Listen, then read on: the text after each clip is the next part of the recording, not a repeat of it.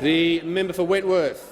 Thank you, Mr Speaker. My question is to the Treasurer. Great question. Will the Treasurer explain to the House why disciplined and responsible economic management is so important at a time of global headwinds and uncertainty? Is the Treasurer aware of any alternative policies that would compromise this stable and certain approach? The Treasurer has the call. Thank you, Mr Speaker, and I thank the member for Wentworth for his question, acknowledge his extensive experience as a leading Australian diplomat before he came into this place. And in his electorate, there are more than 80,000 taxpayers who will benefit from the tax cuts that we on this side of the House have supported, Mr Speaker. More than 30,000 small businesses in the electorate of Wentworth will be able to access the instant asset write-off again, which we announced in this year's budget.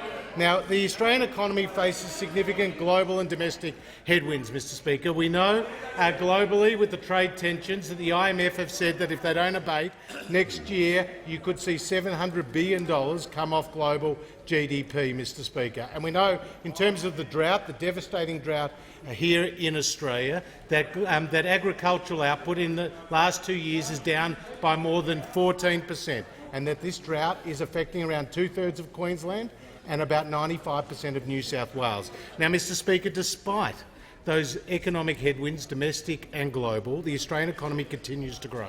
We're in our 29th consecutive year of economic growth. While Germany, the United Kingdom, South Korea all experienced negative economic growth this year, the Australian economy continues to grow. We have a AAA credit rating and employment growth is around 2%, which is around 3 times what we inherited from the Labor Party and more than double the OECD average, Mr Speaker. And today, the current account surplus is the highest on record, Mr Speaker, $7.9 billion. And it's through the work of this government that we are opening up access to markets for nearly 2 billion new customers across the region as a result of the FTAs that we've entered into. Now, Mr Speaker, I'm asked about any alternative approaches.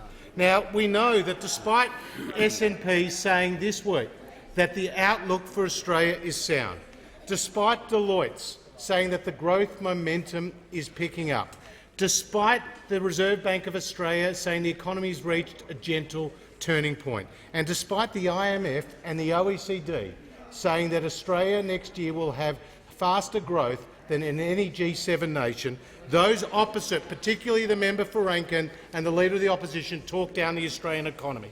Now, it's probably the first time and the last time I'll say it in this place, but the Leader of the Opposition should listen to Wayne Swan when he says it's important our political leaders not be out there talking down the economy.